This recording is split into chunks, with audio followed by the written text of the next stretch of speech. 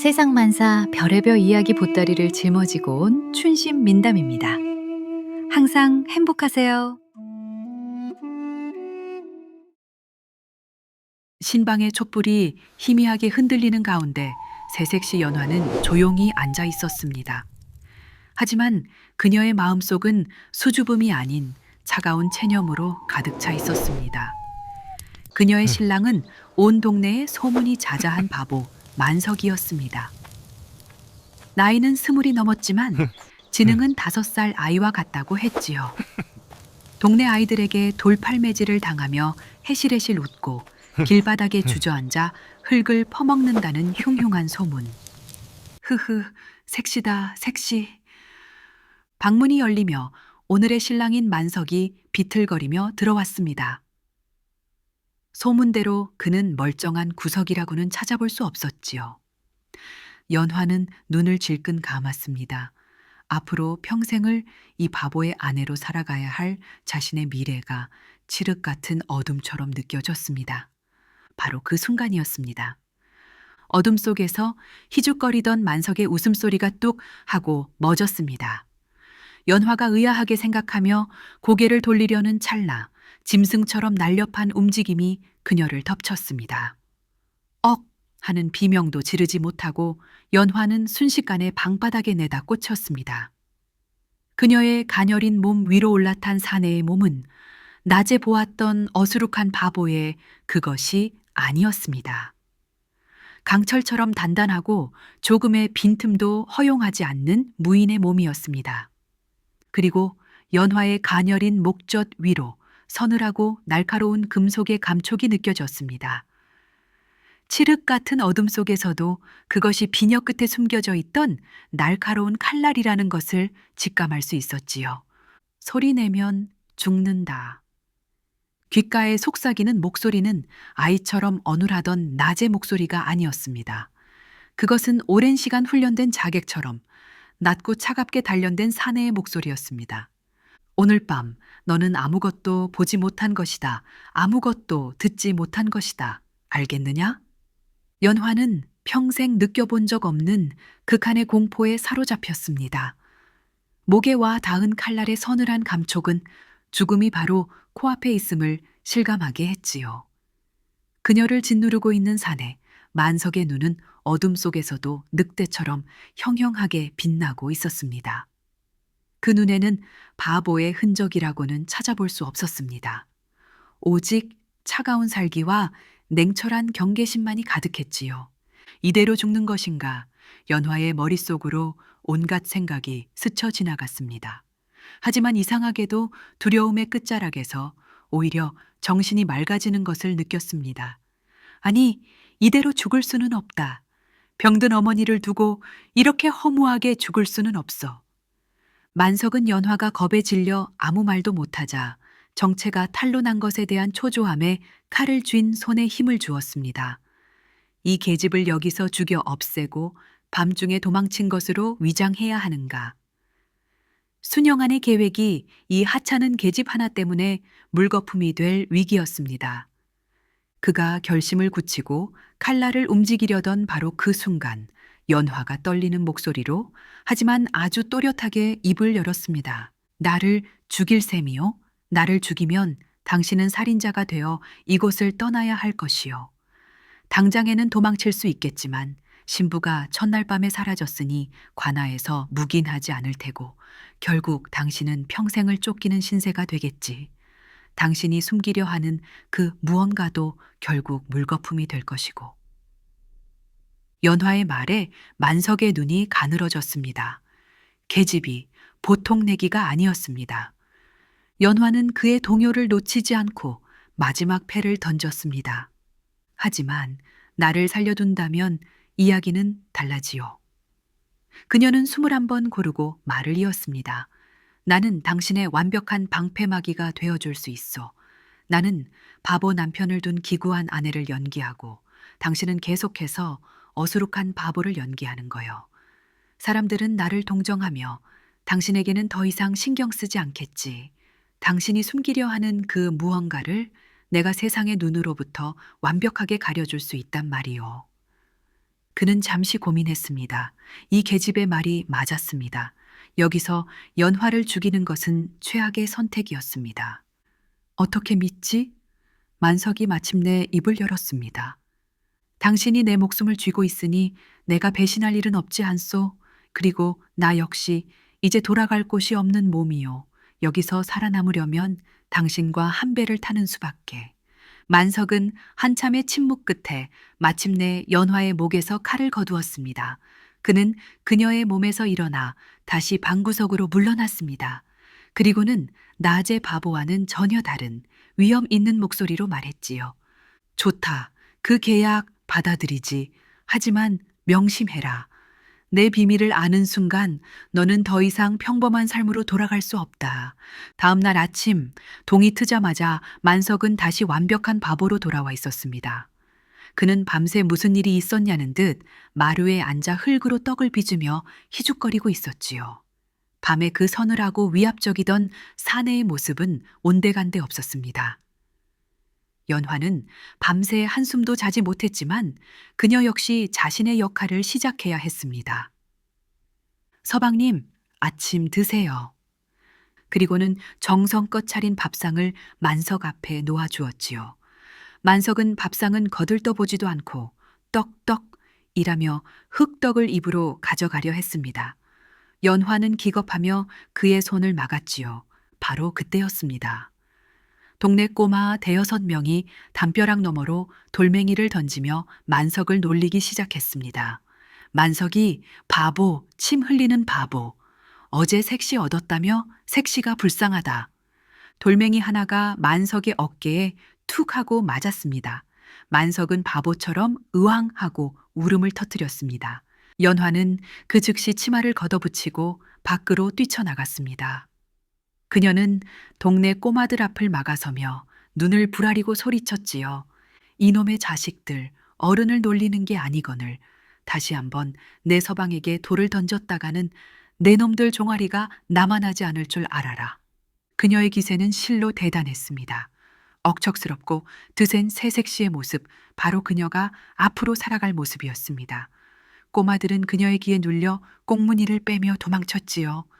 연화는 그들의 등 뒤에 대고 다시는 얼씬도 마라고 소리친 뒤 안으로 들어왔습니다. 그녀가 방으로 들어서자 울음을 그친 만석이 아무 말 없이 그녀를 쳐다보고 있었습니다. 그의 눈빛은 순간 바보의 눈빛이 아니었습니다. 제법이군 이라고 말하는 듯한 차가운 인정에 빛이 스쳐 지나갔습니다. 그리고는 다시 희죽거리는 바보의 얼굴로 돌아왔지요. 그날 이후 두 사람의 완벽한 이중 생활이 시작되었습니다. 낮 동안 만석은 동네 최고의 바보였고 연화는 그런 바보 남편을 둔 억척스러운 아내였습니다. 연화는 일부러 장에 나가 우리 서방은 내가 없으면 밥도 못 챙겨 먹는다며 한탄을 했고 만석은 그런 그녀의 치맛꼬리를 붙잡고 침을 흘리며 따라다녔습니다. 사람들은 모두 혀를 차며 연화를 동정했지요. 하지만 밤이 되면 두 사람은 가면을 벗었습니다. 그들은 한 방을 썼지만 서로 등을 돌린 채 잠이 들었습니다. 방 안에는 숨막히는 긴장감과 침묵만이 흘렀지요. 연화는 잠든 척하며 만석이 밤마다 몰래 일어나 무언가를 하는 것을 느꼈습니다. 그는 마루 밑이나 벽 틈새에서 무언가를 꺼내 읽거나 혹은 어둠 속에서 칼을 휘두르는 수련을 하는 듯 했습니다. 두 사람의 기묘한 부부 생활이 한 달쯤 지났을 무렵 고을의 절대 권력자인 최참판으로부터 연회 초대장이 날아왔습니다. 최참판은 이 고을의 왕이나 다름없는 존재였습니다. 그는 온갖 악행으로 부를 축적한 탐관오리였고 그의 심기를 거스르는 자는 다음 날 밤 조용히 사라진다는 흉흉한 소문이 파다했지요. 연화는 초대장을 받고 심장이 철렁 내려앉았습니다. 그녀가 빚 대신 팔려온 노름꾼 역시 최참판의 수하였습니다. 최참판은 연화의 미모에 대한 소문을 듣고 그녀를 직접 확인하고 싶어 부른 것이 분명했습니다. 그날 밤 연화는 만석에게 초대장에 대해 이야기했습니다. 만석은 한참 동안 말이 없다가 나지막이 말했지요. 가야 한다. 하지만 그자는 위험합니다. 연화의 목소리에 불안감이 서려 있었습니다. 위험하기에 더더욱 가야 한다. 호랑이를 잡으려면 호랑이 굴에 직접 들어가야 하는 법이니까. 만석의 눈빛이 차갑게 빛났습니다. 연회 당일 연화는 일부러 수수하게 화장을 하고 낡은 옷을 꺼내 입었습니다. 만석 역시 가장 어수룩해 보이는 옷으로 갈아입었지요. 두 사람이 최참판의 호화로운 저택에 도착하자 사람들은 노골적으로 비웃으며 수군거렸습니다. 저기 바보 부부 좀 보게. 저런 것들을 어찌 연회에 불렀을꼬. 최참판은 연회 상석에 앉아 매서운 눈으로 두 사람을 훑어보았습니다. 특히 연화에게서 눈을 떼지 못했지요. 네가 그 바보에게 시집갔다는 연화냐. 과연 소문대로 미모가 출중하구나. 저런 바보에게 주기에는 너무나 아까운 꽃이다.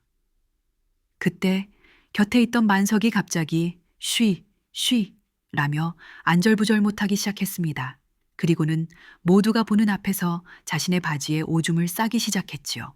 지독한 오줌 지린내가 연회장에 퍼져나갔습니다. 아이고 망측해라. 저런 더러운 녀석을 봤나? 연회장은 순식간에 아수라장이 되었습니다. 사람들은 코를 막고 인상을 썼고 최참판 역시 역겹다는 듯 미간을 찌푸렸습니다. 연화는 이때다 싶어 아이고 서방님 제가 못 살아 라고 외치며 만석을 부축해 허둥지둥 연회장을 빠져나왔습니다. 집으로 돌아오는 길 연화는 만석에게 물었습니다. 일부러 그런 것이요? 만석은 대답 대신 씩 한번 웃었습니다. 그제야 연화는 그의 의도를 깨달았습니다. 만석은 모두가 보는 앞에서 바보 중에 상바보 행세를 하여 최참판의 경계심을 완전히 허물어버린 것이었습니다. 그날 밤 잠든 척하던 연화는 만석이 종이에 무언가를 빽빽하게 그리는 것을 엿보았습니다. 그것은 바로 오늘 다녀온 최참판 저택의 내부 구조와 사병들의 배치도였습니다. 그는 오줌을 싸는 척하며 그 짧은 순간에 모든 것을 자신의 머릿속에 완벽하게 입력했던 것입니다. 연화는 소름이 돋는 것을 느꼈습니다. 자신의 남편은 상상 이상으로 치밀하고 무서운 사람이었습니다. 만석의 이중 생활은 밤이 되면 더욱 은밀하고 깊어졌습니다. 그는 낮 동안에는 온 동네를 돌아다니며 바보 행세를 했지만 그 모든 것은 치밀한 정보 수집의 일환이었습니다. 그는 밤마다 그날 얻은 정보들을 기록으로 남겼지요. 하지만 그가 쓰는 글은 보통의 글이 아니었습니다. 어느 날 밤 연화는 만석이 잠시 자리를 비운 틈을 타 그가 마루 밑 깊숙한 곳에 숨겨둔 작은 책자를 몰래 꺼내 보았습니다. 책자 안에는 온통 알 수 없는 기호와 한자들이 뒤죽박죽 섞여 있었습니다. 마치 어린아이가 장난을 쳐놓은 듯한 낙서처럼 보였지요. 이게 대체 무슨 뜻일까? 연화는 고개를 갸웃거렸습니다. 하지만 그녀는 포기하지 않았습니다. 며칠간의 사투 끝에 연화는 마침내 그 암호의 규칙을 찾아냈습니다. 연화는 해독한 내용을 보고 놀라움을 금치 못했습니다. 그 책자는 바로 만석이 10년간 모아온 최참판의 비자금 장부의 위치를 가리키는 암호 지도였던 것입니다. 최참판이 백성들에게서 긁어 모은 막대한 재물이 고을 곳곳의 교묘한 장소에 숨겨져 있다는 내용이었습니다. 남쪽 고목나무 3번째 가지 아래 돼지 막사 밑에서 5걸음. 그날 밤 만석이 돌아오자 연화는 해독한 종이를 그의 앞에 내밀었습니다. 어떻게 이걸? 어릴 적 아버님께 서책을 좀 배웠지요. 연화는 담담하게 말했습니다. 당신이 찾고 있는 것이 이것이 맞소? 만석은 한참 동안 연화를 쳐다보다가 마침내 고개를 끄덕였습니다. 내일 밤 첫 번째 목표물을 확인하러 간다. 너도 같이 가겠느냐? 만석의 물음에 연화는 망설임 없이 고개를 끄덕였습니다. 최참판의 수하 중에는 칠성이라는 자가 있었습니다. 그는 젊은 시절 이름난 살수였으나 지금은 나이가 들어 최참판의 신복 노릇을 하고 있었지요. 그는 최참판처럼 탐욕스럽지는 않았지만 짐승처럼 예민한 감각과 의심 많은 성격을 지니고 있었습니다. 칠성은 처음부터 만석을 의심했습니다. 연회장에서 바지에 오줌을 쌌다는 이야기를 들었을 때도 다른 이들은 모두 비웃었지만 그는 고개를 갸웃거렸지요. 너무 과장된 연기는 오히려 무언가를 감추기 위함일 수 있다. 그는 자신의 감을 믿었습니다. 칠성은 최 참판에게 만석이라는 자를 다시 한번 시험해 봐야 합니다. 저의 감이 저놈은 보통 바보가 아니라고 말하고 있습니다. 라고 몇 번이나 간언했지만 최 참판은 바보놈에게 신경 쓸 시간에 내 재산이나 잘 지키거라 라며 그의 말을 무시했습니다. 답답했던 칠성은 결국 자신의 손으로 만석의 정체를 밝혀내기로 결심했습니다. 그는 어느 날 밤 자신의 예수와 중 가장 솜씨가 좋은 자객 한 명을 고용해 만석의 집으로 보냈습니다. 그의 목적은 만석을 죽이는 것이 아니었습니다. 그의 실력을 떠보는 것이었지요. 만약 놈이 정말 바보라면 비명 한 번 못 지르고 죽을 것이고 아니라면 반드시 실력을 드러낼 것이다. 그날 밤 만석과 연화는 각자의 자리에 누워 잠든 척하고 있었습니다. 하지만 둘 다 칠성의 끈질긴 의심을 눈치채고 며칠 전부터 이런 날이 올 것을 대비하고 있었지요. 자정이 지나고 그림자 하나가 소리 없이 만석의 집 담을 넘어왔습니다. 자객은 고양이처럼 발소리를 죽여 만석이 잠든 방의 창호지를 조심스럽게 뚫었습니다.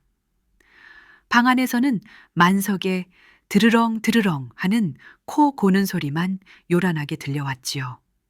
자객은 만석이 완전히 무방비 상태라고 판단하고 비수를 꺼내 들고 방 안으로 스며들어갔습니다. 그리고는 잠든 만석의 심장을 향해 비수를 내리꽂는 순간 핑! 바람을 가르는 날카로운 소리와 함께 자객의 손목에 끔찍한 고통이 느껴졌습니다. 그가 고개를 내려다보았을 때 자신의 손목에는 밥상 위에 있던 나무 젓가락 하나가 깊숙이 박혀 있었습니다. 억! 그가 비명을 지르기도 전에 잠들어 있던 만석의 몸이 번개처럼 튀어 올랐습니다. 만석은 단숨에 자객의 목을 팔로 감아 제압하고 다른 손으로 그의 입을 틀어막았습니다. 모든 것이 눈 깜짝할 사이에 벌어진 일이었습니다. 그와 동시에 옆방에서 잠든 척하던 연화가 타이밍을 맞춰 목이 터져라 비명을 질렀습니다. 도둑이야, 사람 살려, 집에 도둑이 들었어요. 그녀의 비명 소리에 이웃집 사람들이 횃불을 들고 몰려 나오기 시작했습니다. 만석은 제압한 자객을 기절시킨 뒤 일부러 자신의 팔에 상처를 냈습니다. 그리고는 바보처럼 울며 밖으로 뛰쳐나갔지요. 무서워, 도둑이 나를 죽이려 했어. 으앙. 이 모든 것은 만석과 연화가 미리 짜놓은 완벽한 각본이었습니다. 칠성의 시험은 그렇게 바보 부부의 집에 강도가 든 사건으로 완벽하게 위장되었습니다. 하지만 칠성은 이 소동을 멀리서 지켜보며 자신의 의심이 확신으로 바뀌는 것을 느꼈습니다. 젓가락으로 비수를 막아내고 단숨에 자객을 제압해 저놈은 바보가 아니다. 그는 내가 아는 그 누구보다도 무서운 실력자다.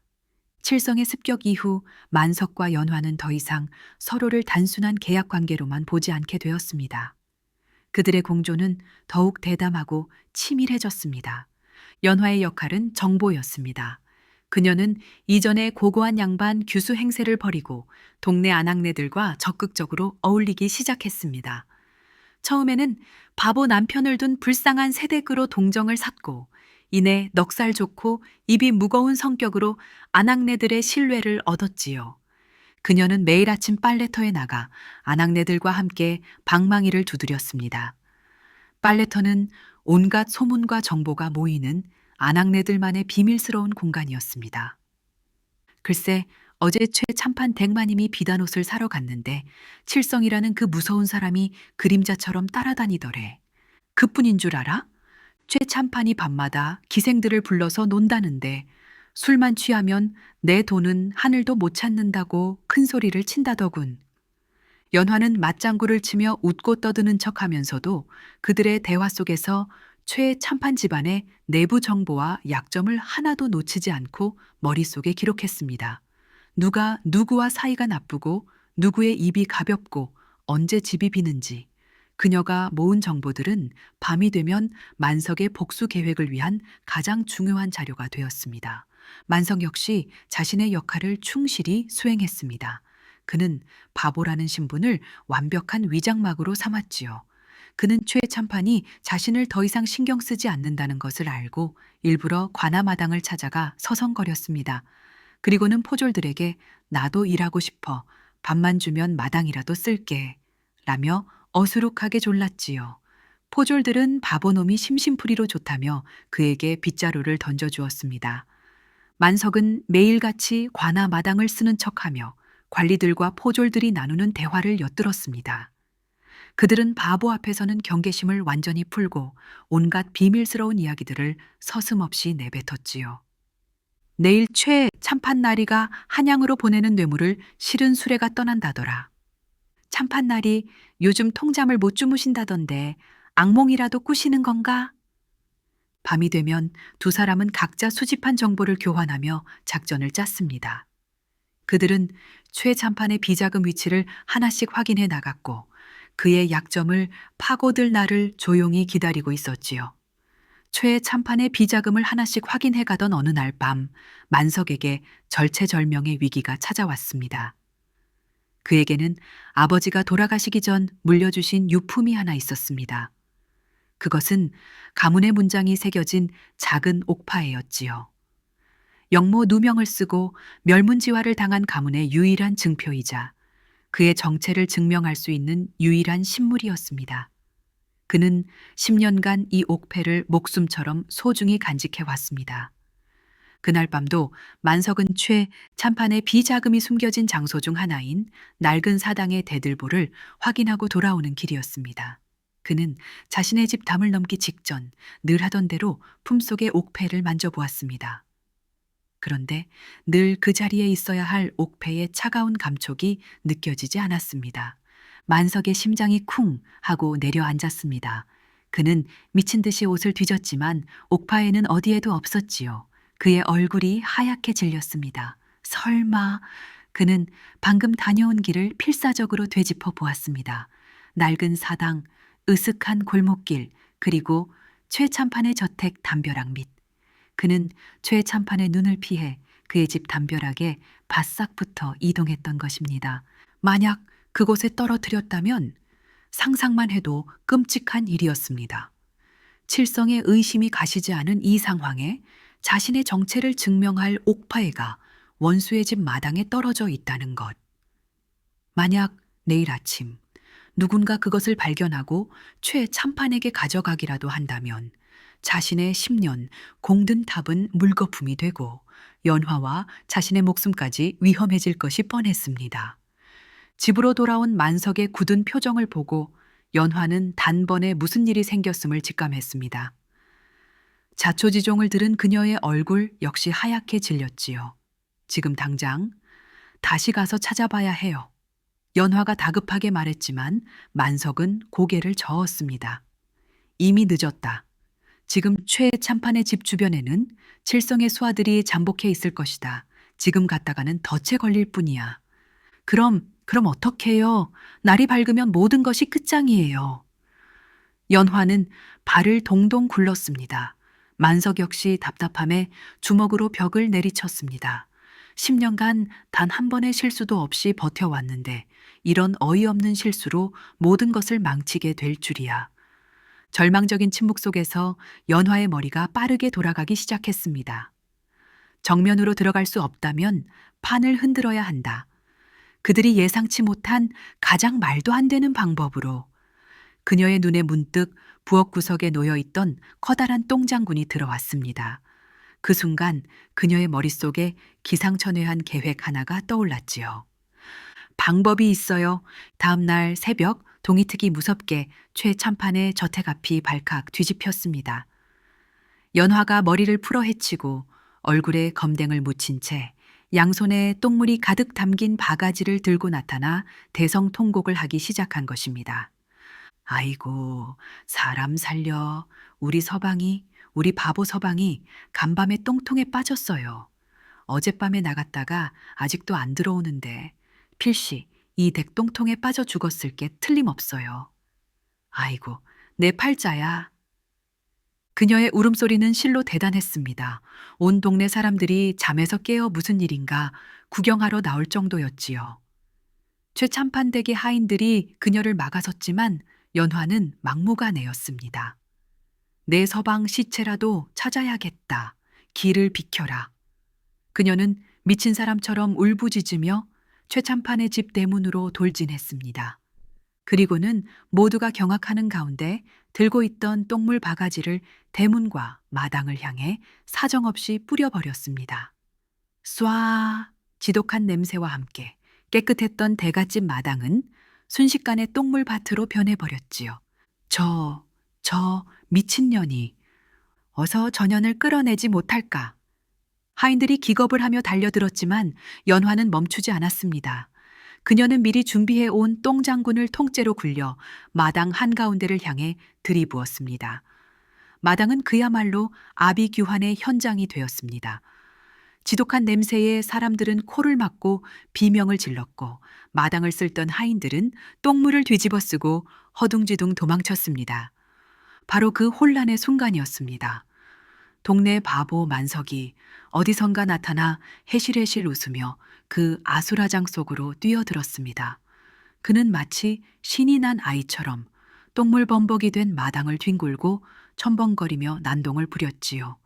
똥이다, 똥, 흐흐.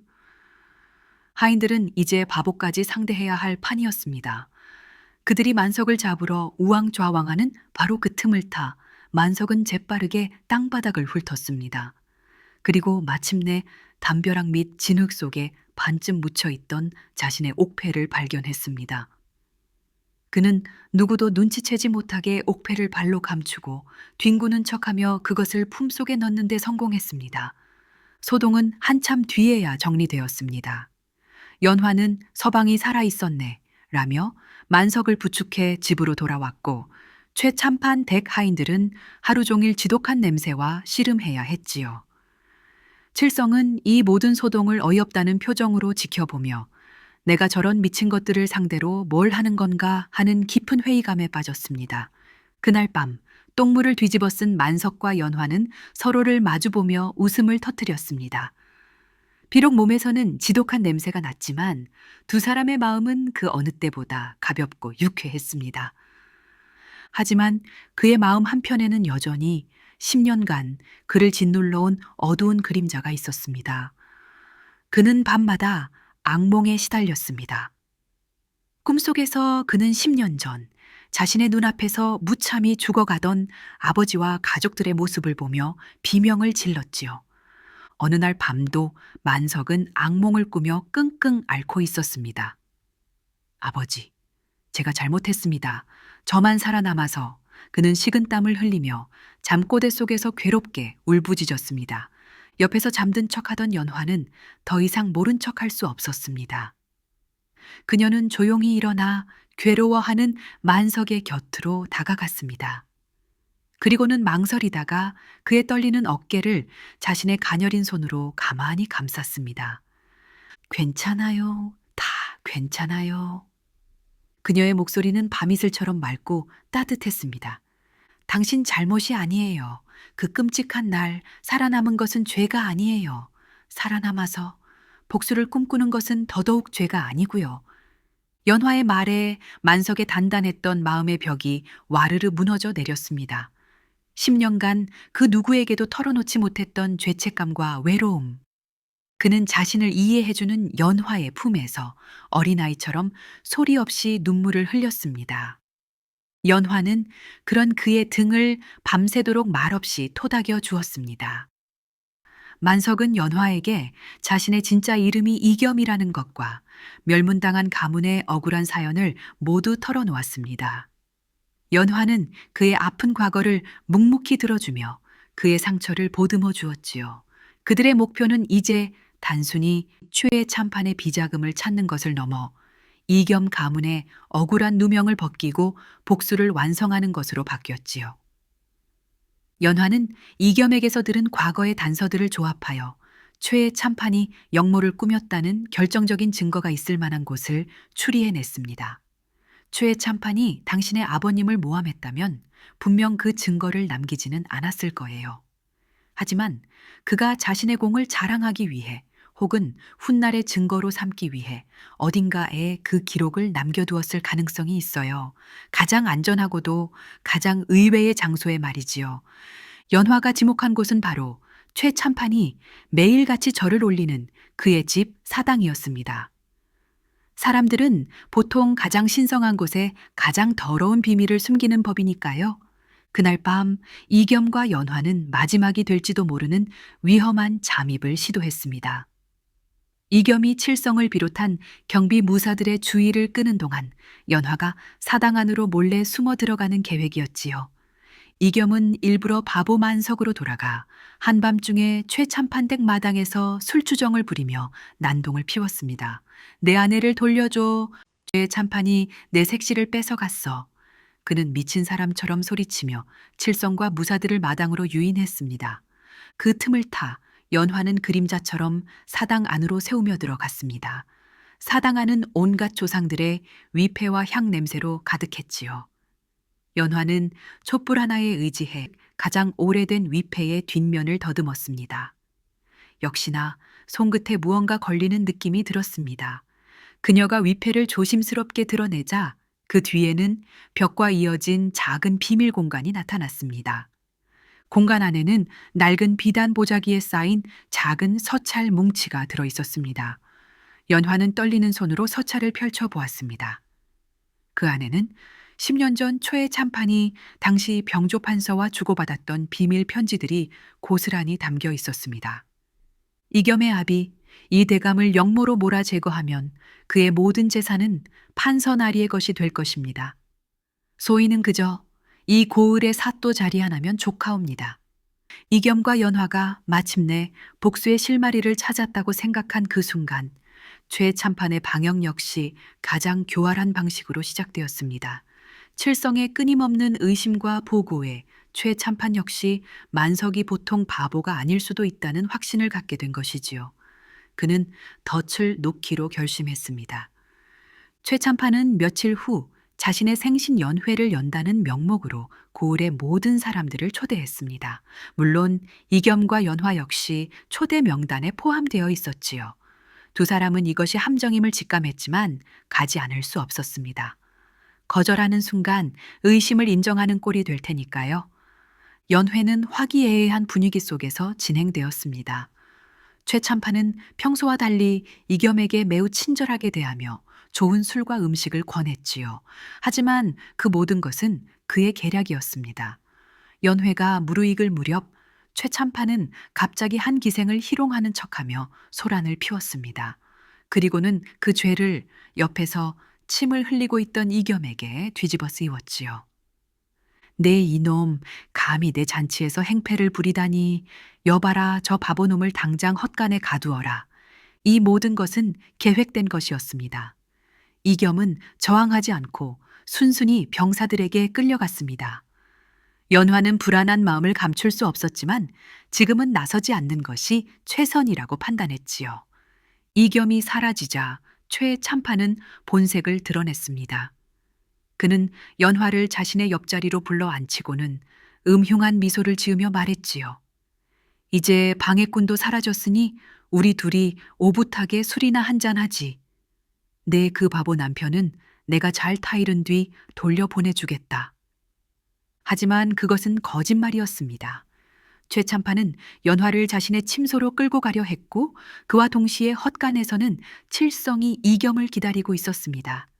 만약 놈이 정말 바보라면 제 아내가 겁탈당할 위기에서도 해실해실 웃고만 있겠지. 하지만 아니라면 헛간에 갇힌 이겸 앞에 칠성이 나타났습니다. 그는 칼을 빼들고 이겸의 턱을 치켜쓰며 비릿하게 웃었습니다. 지금쯤 내 예쁜 마누라는 참판나리의 침소에서 비명을 지르고 있겠구나. 그런데도 웃음이 나와? 이겸의 얼굴에서는 여전히 바보 같은 미소가 떠나지 않았습니다. 하지만 그의 눈 깊은 곳에서는 지옥의 불길 같은 분노가 이글거리고 있었습니다. 칠성은 그의 멱살을 잡고 흔들며 더욱 자극적인 말들을 내뱉었습니다. 내 놈이 정말 바보라면 내 아내가 죽어나가도 웃을 수 있겠지. 어디 한번 계속 웃어보거라. 내 연기가 언제까지 갈지 한번 보자꾸나. 최의 참판의 함정은 잔인하고도 치밀했습니다. 연화의 정조를 담보로 이겸의 가면을 벗기려 한 것입니다. 이제 이겸은 선택의 기로에 놓였습니다. 복수를 위해 아내의 희생을 눈 감을 것인가, 아니면 모든 것을 걸고 분노를 터뜨릴 것인가. 최의 참판의 침소로 끌려가던 연화는 필사적으로 저항했습니다.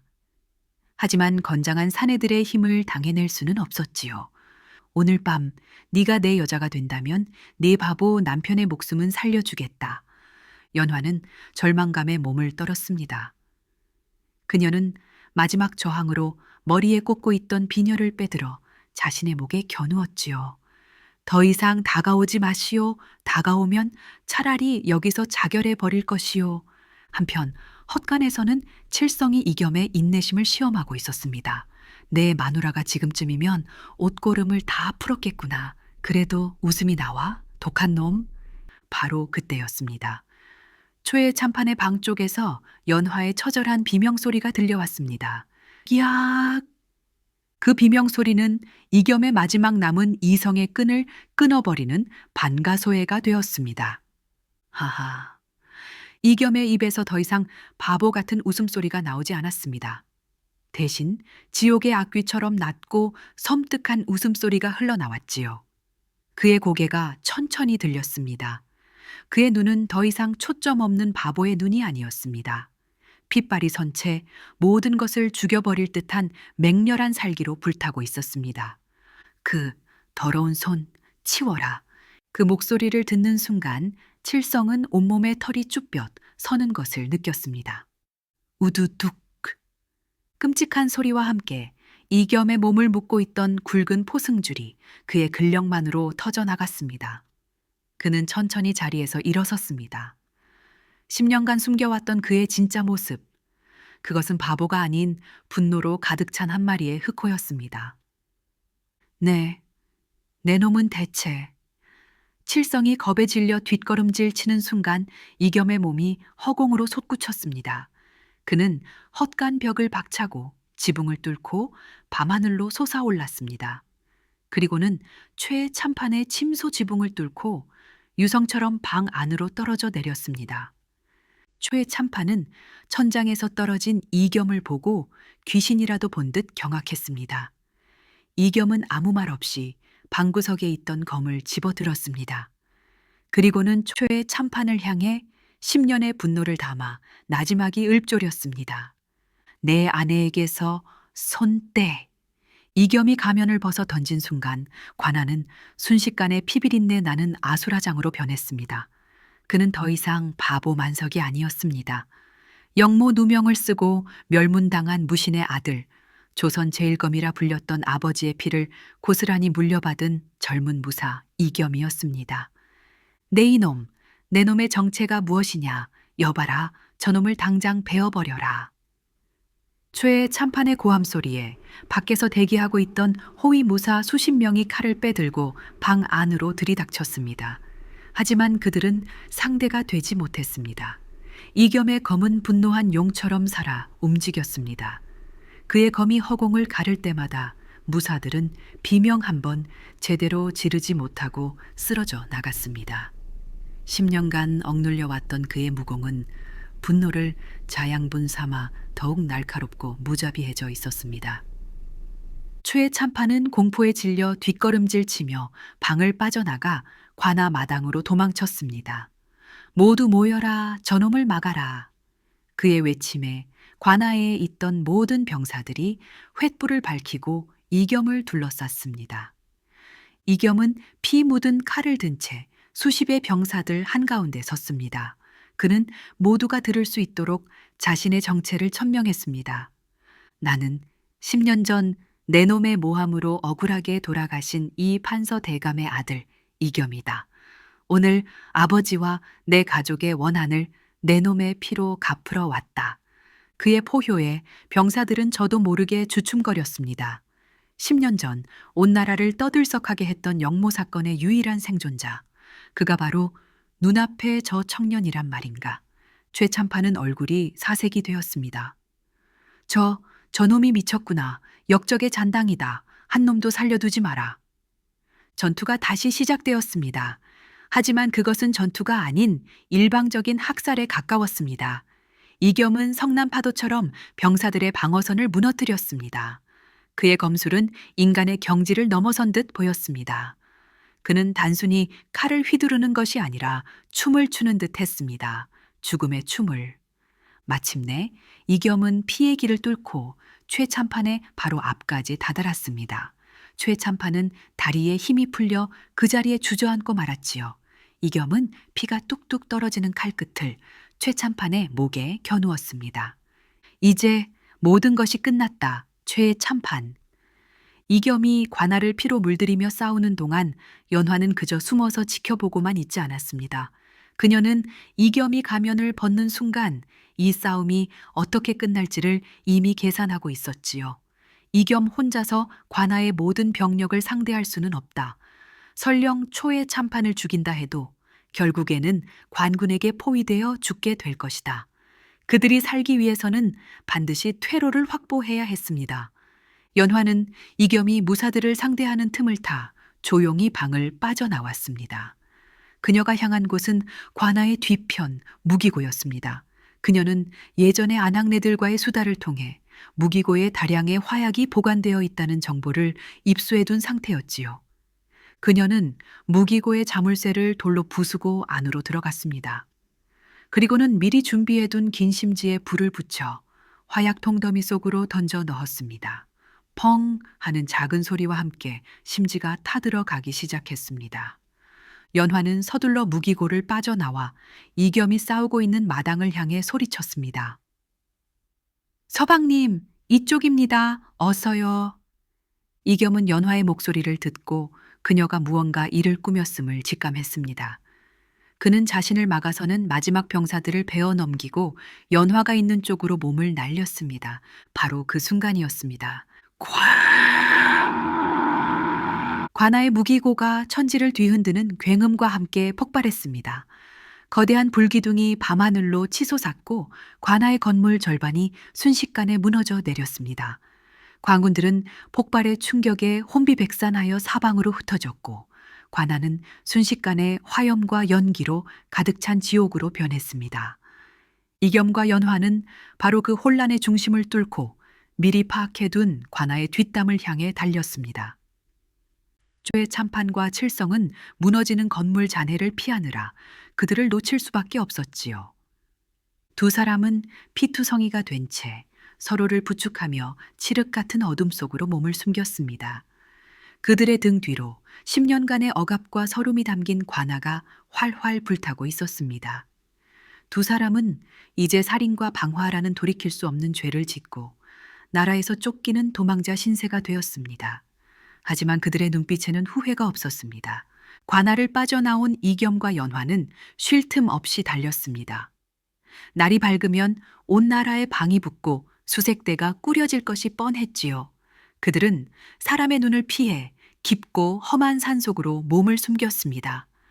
며칠간의 도피 생활은 고되었습니다. 이겸은 싸움에서 입은 상처가 덧나열이 펄펄 끓었고 연화 역시 험한 산길에 발이 온통 부르텄습니다. 그들은 낡은 사냥꾼의 오두막이나 비좁은 동굴 속에서 짐승처럼 숨어 지내야 했지요. 어느 날 밤 이겸의 상처가 심하게 덧나 그는 정신을 잃고 말았습니다. 연화는 칠흑 같은 어둠 속에서 울음을 삼키며 약초를 찾아 헤맸습니다. 그녀는 어릴 적 어머니 어깨너머로 배운 의술 지식을 총동원하여 지혈에 좋은 풀을 뜯어 찢고 해열에 좋은 나무 껍질을 다렸습니다. 그녀는 밤새도록 불덩이 같은 이겸의 몸을 차가운 물수건으로 닦아주고 정성껏 달인 약초물을 그의 입에 흘려 넣어주었습니다. 그녀의 지극한 간호 덕분이었을까요? 새벽녘이 되자 이겸은 마침내 열이 내리고 정신을 차릴 수 있었습니다. 정신을 차린 이겸의 눈에 들어온 것은 자신의 곁에 웅크리고 잠든 연화의 모습이었습니다. 그녀의 얼굴은 며칠 사이 반쪽이 되어 있었고 손과 발은 온통 상처투성이었지요. 이겸은 자신도 모르게 손을 뻗어 그녀의 뺨에 묻은 흙을 조심스럽게 닦아주었습니다. 그의 손길에 잠이 깬 연화는 이겸이 깨어난 것을 보고 환하게 미소 지었습니다. 다행이다. 정말 다행이에요. 그녀의 미소를 보는 순간 이겸은 가슴속에서 뜨거운 무언가가 솟구치는 것을 느꼈습니다. 그날 밤 좁고 차가운 동굴 속에서 두 사람은 처음으로 서로의 마음을 확인했습니다. 복수가 끝나면 우리 정말 평범한 부부로 살 수 있을까요? 연화가 조심스럽게 물었습니다. 그렇게 만들 것이요. 이겸이 굳은 목소리로 대답했습니다. 내 모든 것을 걸고 산속에서의 은신 생활은 길어질 수 없었습니다. 칠성이 이끄는 추격대는 끈질기게 그들의 뒤를 쫓아왔고 겨울이 다가오면서 식량을 구하는 것 또한 점점 어려워졌지요. 이겸은 최의 참판을 직접 찾아가 그의 목을 베고 싶었지만 연화의 생각은 달랐습니다. 이대로 숨어 지내는 것은 해결책이 아니에요. 설령 당신이 초의 참판을 죽인다 해도 당신은 영원히 역적의 아들이자 도망자로 살아야 해요.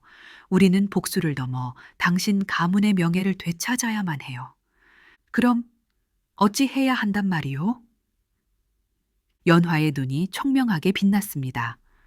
호랑이를 잡으려면 호랑이 굴로 직접 들어가야지요.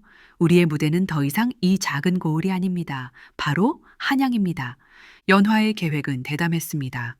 초의 참판이 지금의 자리를 유지할 수 있는 것은 한양의 더 큰 권력자에게 정기적으로 막대한 뇌물을 바치고 있기 때문이라는 것을 그녀는 알고 있었습니다.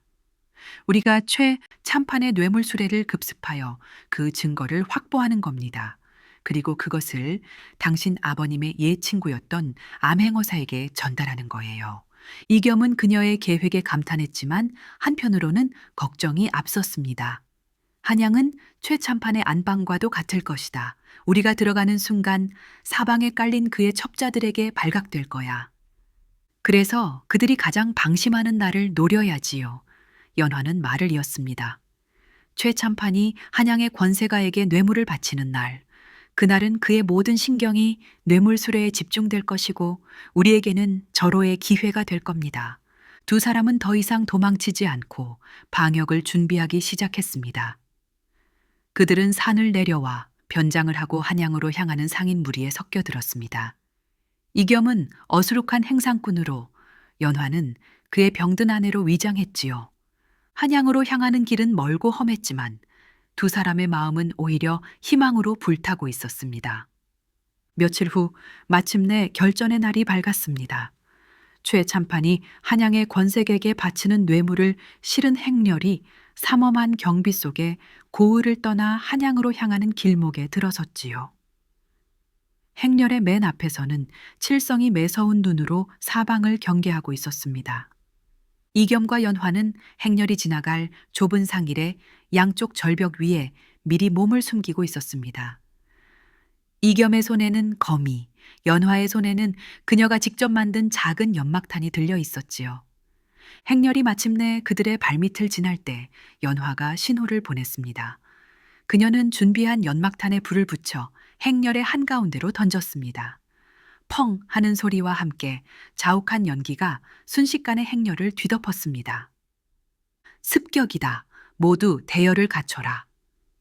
칠성의 고함 소리가 울려 퍼졌지만 갑작스러운 연기에 말들이 놀라 날뛰고 병사들은 우왕좌왕하며 대열이 완전히 무너졌습니다. 바로 그 순간 이겸이 절벽 위에서 검은 표범처럼 몸을 날려 행렬의 중심부로 뛰어들었습니다. 그의 목표는 단 하나, 뇌물상자와 그것을 지키는 칠성이었습니다. 네 이놈! 올 줄 알았다. 칠성은 연기 속에서 뛰쳐나온 이겸을 발견하고 칼을 빼들고 맞섰습니다. 마침내 두 고수의 마지막 대결이 시작된 것입니다. 두 사람의 칼이 허공에서 부딪힐 때마다 불꽃이 튀고 쇠가 울리는 소리가 산길을 울렸습니다. 그들의 검술은 우열을 가리기 힘들 만큼 팽팽했지요. 이겸이 칠성과 목숨을 건 사투를 벌이는 동안 연화는 혼란을 틈타 뇌물 수레로 접근했습니다. 그녀는 재빨리 가장 큰 괴짝의 자물쇠를 부수고 그 안을 뒤졌습니다. 괴짝 안에는 금은 보화와 함께 최참판의 모든 비리가 담긴 비밀 장부와 증거 서찰이 들어 있었습니다. 찾았다. 연화가 서찰을 품에 안고 빠져나가려던 순간 그녀의 앞을 한 병사가 막아섰습니다. 병사가 칼을 휘두르자 연화는 몸을 날려 피하며 품에서 작은 후추 주머니를 꺼내 그의 얼굴에 뿌려버렸습니다. 콜록 콜록 병사가 눈을 감싸쥐고 괴로워하는 틈을 타 연화는 무사히 빠져나왔습니다. 한편 이겸과 칠성의 싸움은 막바지에 이르고 있었습니다. 오랜 싸움 끝에 칠성의 검이 이겸의 팔을 스쳤습니다. 하지만 이겸은 그 순간의 고통을 참고 오히려 더 깊숙이 파고들어 자신의 어깨를 내어주고 칠성의 심장을 꿰뚫었습니다. 크헉! 칠성은 믿을 수 없다는 표정으로 이겸을 바라보다가 그대로 쓰러졌습니다. 모든 것이 계획대로였습니다. 이겸은 부상당한 팔을 부여잡고 일어섰고 연화는 증거 서찰을 들고 그의 곁으로 달려왔습니다.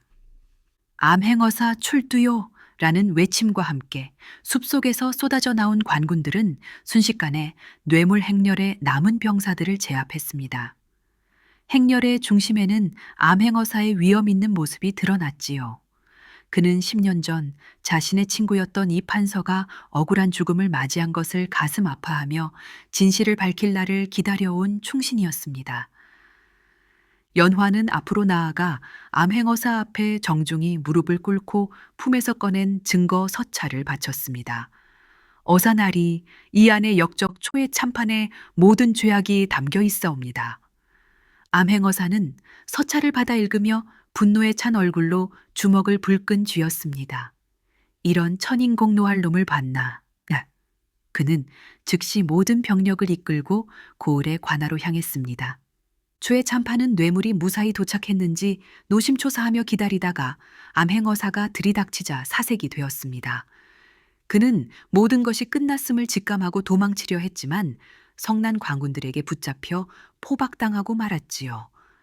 며칠 후 고을 마당에서 최의 참판에 대한 심판이 열렸습니다. 그의 모든 죄상이 만천하에 공개되자 백성들은 분노의 함성을 질렀습니다. 암행어사는 이겸을 백성들 앞에 세우고 그의 가문이 역적이 아니었음을, 오히려 충신이었음을 선포했습니다. 10년간의 억울한 누명이 벗겨지는 순간이었습니다. 모든 판결이 끝나고 최참판이 옥에 갇히기 위해 끌려나갈 때였습니다. 이겸이 그의 앞을 막아섰습니다. 이겸은 자신의 검을 빼들어 덜덜 떨고 있는 최참판의 목에 겨누었지요. 사람들은 숨을 죽였습니다.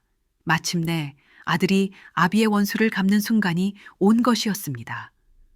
최참판은 눈을 질끈 감았습니다. 하지만 이겸의 칼은 내려오지 않았습니다.